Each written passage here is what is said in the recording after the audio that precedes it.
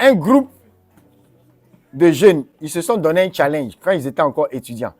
On ne dort, chaque jour, on ne dort pas tant qu'on n'a pas touché une âme. Donc un jour, minuit arrivait, 23h et quelques et tout, le gars il était torse nu et puis il dormait, il s'est oublié. Quand il s'est levé, 23h30, et le challenge, dis à ton frère le challenge. On dit il y a beaucoup de challenges Facebook, non? On dit Jésus frappe à la porte, Apocalypse 3 là. Eux, ils ont appliqué ça. Donc, à 23h30 là, il s'est levé comme un torse nu. Il a couru dans la rue parce qu'il fallait qu'il gagne son âme de la journée. Il a attrapé un gars. Donne ta vie au Seigneur. Le gars donne sa vie. Le challenge est atteint pour la journée. Amen fort. Ah! Torse nu, il a gagné âme. Il s'est oublié. Est-ce que vous suivez? Et figurez-vous que ce groupe d'amis là, ils sont devenus non seulement de grands serviteurs de Dieu, mais de grands milliardaires aussi. Dis à ton moyen, c'est même pas incompatible. Il y a une vision pour les âmes quand tu as ça. Qu'est-ce que le Seigneur n'est pas prêt à te donner? Ou bien Dieu est content que des gens donnent, comment on appelle ça, jet privé, avion, c'est-à-dire que quelqu'un qui, par exemple, se prostitue a plus de moyens de voyager, de bouger et d'aller faire encore plus de mal. C'est comme toi, tu as un potentiel de fabriquer des avions, ou bien de fabriquer des voitures, ou bien de fabriquer je ne sais pas quoi. Et le diable utilise ce potentiel-là pour fabriquer une âme, pour détruire. Tu vois un peu? C'est comme couteau. Il y en a qui prennent pour piquer leur camarade. Le même couteau qu'on prend pour couper tomate, oignon. Celui qui a fabriqué aussi va dire, ah, moi, c'était pour couper tomate, oignon. Mais un autre va prendre pour aller piquer son camarade. Et il y a des gens, le diable va utiliser cette sagesse de fabrication-là pour les emmener à faire un couteau qui pique plus vite les camarades. C'est-à-dire, c'est comme ça que le diable fait. Alors que le Seigneur te garde. Qu'il te donne cette mentalité. La dernière fois, comme je disais, à Fatima, je faisais un songe et je voyais comme un match. Ça ressemblait à un match de basket. C'était vous les joueurs. On était dedans. Et tu vois les responsables, nous autres, tout le monde. Souvent, tu es là, voilà, on est couché. Comment on peut être couché puis tirer balle? D'autres sont arrêtés, d'autres sont couchés. Il y a un qui est couché et puis il tire la balle. Donc, il n'y a pas de puissance dans le tir. Et la balle, au lieu d'aller à l'équipe, ça va à l'adversaire. Déjà, tu vois notre gamme? Non, il y a un même dans l'équipe qui a dit, mais toi qui es couché là, c'est quoi ton rôle? C'est quoi ton rôle dans cette affaire-là? 2 fois, la personne a tiré. Le tir est parti à l'adversaire. Pourquoi? Parce que couché, on ne joue pas basket couché. Amen fort. Une autre fois, c'était dans un lieu saint. Je voyais comme on était sur une autoroute. Les voitures là allaient vite comme ça. Vite. Imaginez une autoroute. Regardez la vitesse. Et nous, on était avec un vélo. On pédalait. Et puis le vélo là, c'est le vélo des enfants là. C'est-à-dire que le Seigneur nous interpelle. Vous faites quoi avec vélo de 2 ans? Sur autoroute. Mais on va vous cogner. C'est accident même. Non seulement vous allez créer, vous faites du mal et créer des problèmes aux gens. Vélo de 2 ans. Et tu es musclé comme ça. Dessus. Regarde ça. On ne va pas au rythme qu'il faut. Vous suivez? Tu es couché. C'est quel basket on joue? Couché. 2 fois. Et c'est comme ça qu'on fait la passe à l'adversaire. Alors, la première intention, tu vas prier juste pour la foi. Quelqu'un essayait de caricaturer un peu l'image de Lazare dans le tombeau. Vous connaissez tous l'épisode, non? Lazare est dans le tombeau. C'est pas ça? Et puis Jésus lui dit quoi? Qui peut lire le passage? Jésus dit quoi? Hein? Il dit quoi? Lazare sort. C'est pas ça? Il y a quelqu'un qui a caricaturé pour dire, si c'était en 2021, 2020-2021, au moment du Covid là, et puis Jésus vivait à la période du Covid là, et puis il dit, Lazare, sors! Que Lazare va rester dans le tombeau pour dire, par ce temps de pandémie, dis à ton voisin, il ne sort pas. Et la personne qui a dit, il va dire, par ce temps de pandémie, vaut mieux mourir ici. Alors que Lazare même dit, ah bon, c'est pour dire, notre foi souvent est comme ça. Jésus même va dire, Lazare sort. Lazare va se réveiller pour dire, il ne sort pas. Vaut mieux rester dans le tombeau que d'aller mourir dans cette pandémie. Mais tu es déjà mort. C'est ça, on te dit de sortir là. Amen. Souvent, on est un peu comme ce Lazare qui refuserait de sortir. Et vous voyez, quand Jésus dit Lazare sort. Maintenant, dites-moi, est-ce qu'on parle à un mort? En temps normal, le cadavre là, est-ce qu'il est censé entendre? Mais pourquoi Jésus parle à Lazare qui est comment? Mort, comme s'il était vivant. Maintenant, dites-moi, Lazare a obéi ou non? Qui est le Lazare qui a obéi? Est-ce que c'est le mort? Le mort n'entend pas. Mais c'est pour te dire, quand le Christ dit Lazare sort, c'est comme s'il parle déjà à un vivant. Amen fort. Oh, qui comprend la révélation? Parce que le mort, en réalité, donc c'est comme si Lazare va devoir se réveiller par cette parole. Le Christ a l'autorité de parler à un mort comme s'il était vivant. Et de nous faire voir que cette mort-là n'a pas l'autorité. Vous comprenez? Si c'est nous, on va dire, mais non, il est mort. Il ne peut pas m'entendre. Comme le gars qui a dit à la montagne, la Bible dit, si vous parlez avec foi, sans douter, cette montagne, les montagnes vont se déplacer. Il allait à Man. Vous connaissez Man, non?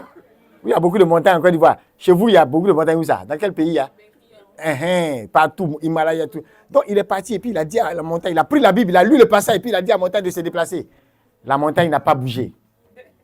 Il a dit, moi-même, là, il savait. Depuis quand montagne bouge? Depuis que vous êtes là, vous avez entendu que l'Himalaya a bougé? Vous voyez un peu, on est comme ça. On serait comme Lazare dans le tombeau. Jésus dit, sors. Et c'est toi, tu vas expliquer à Jésus que je suis mort. Un mort, on n'entend pas. Ou bien, tu ne vas pas sortir. C'est comme un gars, on lui a dit, lève-toi et marche. Il dit, je ne peux pas marcher. On dit, mais c'est pour ça qu'on te dit de te lever et de marcher. Parce que la parole qui dit, lève-toi et marche de Jésus, là, elle a l'autorité, on dit, amen, d'affermir tes chevilles, d'affermir tes pieds. Vous comprenez? C'est pourquoi il y a des personnes, quand ils ont vu leurs camarades dans certaines assemblées se lever et marcher, eux aussi, ils ont dit, hé. Ils se sont levés dans la foi. Parfois même avant que le prédicateur ne parle. C'est pourquoi vous voyez des situations où parfois, avant qu'un prédicateur n'arrive, des guérisons, dans certaines croisades, des guérisons commencent à se faire. Dans tout le stade, on dit le gars, il arrive à 6 km. Déjà, des miracles commencent à se produire. Vous comprenez? Mais il y a des gens, même si Dieu même vient masser, un an, il vient masser le pied. Quand on dit, lève-toi et marche, il va dire, le médecin a dit que je ne pouvais pas. Mon pied, il va expliquer le virus qui a attaqué son orteil gauche, le virus qui a touché le droit, et comment il est impossible pour lui de marcher. Mais c'est pour ça que la parole vient. Tu comprends? Dis à ton voisin, à chaque fois que la parole s'adresse à un mort, ça veut dire qu'il y a une optique de résurrection. Autrement dit, n'aie pas peur de parler à tes business qui sont morts. Amen. N'aie pas peur de parler à quelque chose dans ta vie qui est asséché, qui est mort. Amen. Parle à la chose. Dis à ton voisin, elle a l'intelligence d'entendre. Même la mort peut entendre. C'est pourquoi le Christ est descendu dans les enfers pour maîtriser, dominer cette mort. Elle a l'intelligence pour entendre. Les gens ont donné même une personnification à la mort, la grande faucheuse. C'est pas ça? On donne de ces thèmes-là. Quand on ne parle pas comme ça de vous concernant la mort ne te fauche pas. Dis amen fort. Amen. C'est quelque chose que tu domines. Amen. Amen. Élève la voix et dis merci au Seigneur pour l'autorité de la foi qu'il t'accorde. Que lorsqu'il te dira, même dans tes situations de mort, de sortir de ce tombeau, ne raisonne pas. Sache qu'il a l'autorité de s'adresser à la mort. Et écoute sa parole qui te rend vivant. Que le Seigneur honore ta foi. Quelles que soient les crises, les pandémies, les fléaux et tout ce qui pourrait affecter cette nation ou le monde entier, tu ne seras jamais trouvé en position de défaillance. Lorsque ta foi sera en train de faillir, le Christ pourra prier afin que ta foi ne défaille point.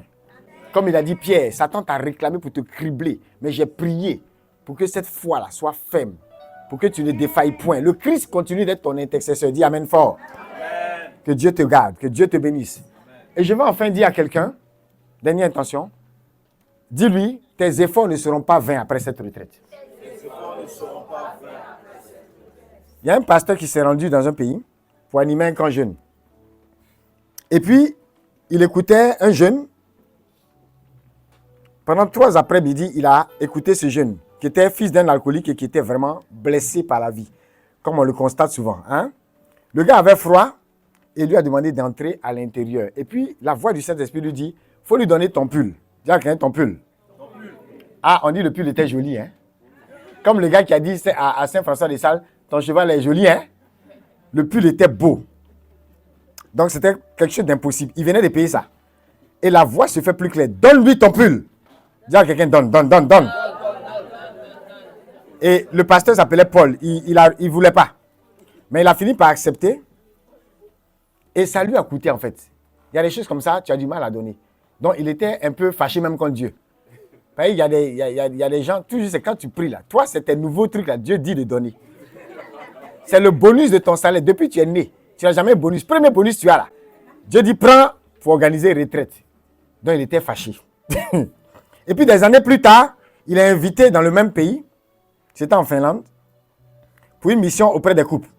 Et le dernier jour, le traducteur, celui qui traduisait pour lui là, en coulisses, il a dit, avant que tu commences, je vais dire un mot. Donc, les gars s'installent devant le public et le traducteur commence. Il dit, bonjour, je m'appelle Tim.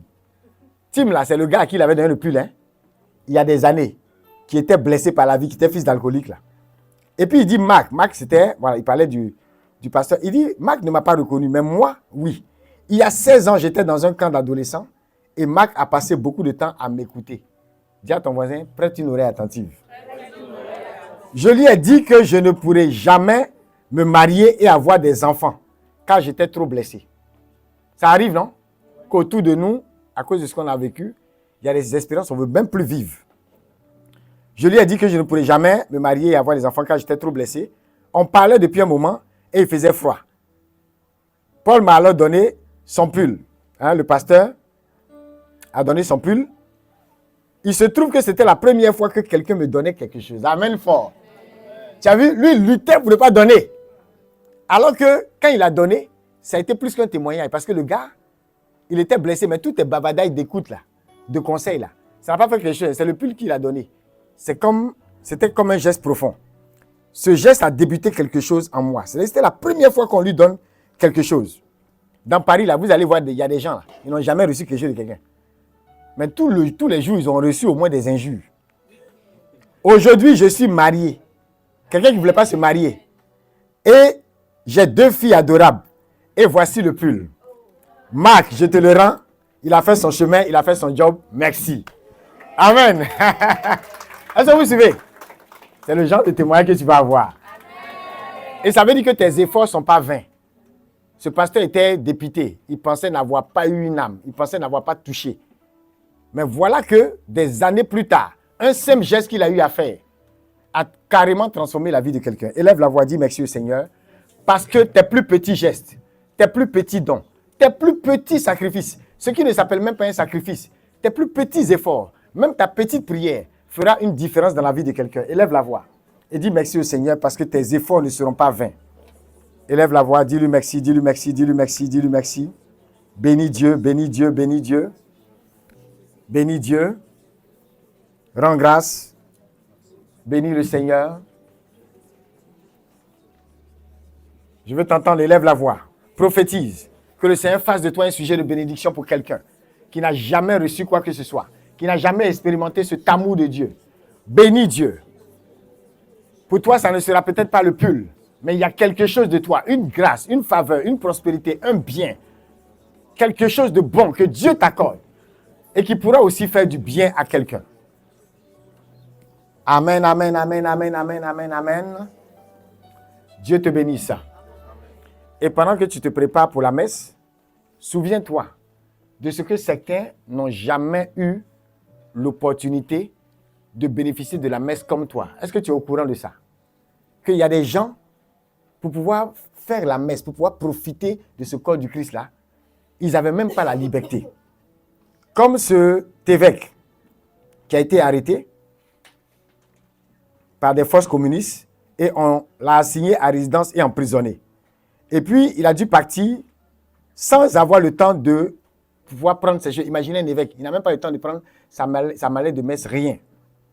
Et puis, quand il arrive en prison, il est autorisé à demander quelques petites choses. Dis à ton voisin les choses essentielles. Donc, il écrit à ces gars, s'il vous plaît, pouvez-vous m'envoyer un peu de vin comme médicament contre mes maux d'estomac? Qui voit de quel vin il s'agit? Qui est dans la révélation? Qui est dans la révélation? Toi, tu as la liberté, tu vas faire la messe tout à l'heure. Mais lui, il a dit, est-ce que vous pouvez m'envoyer un peu de vin comme médicament contre mes maux d'estomac? Et les gens à qui il a envoyé le message, ses fidèles, ils ont compris.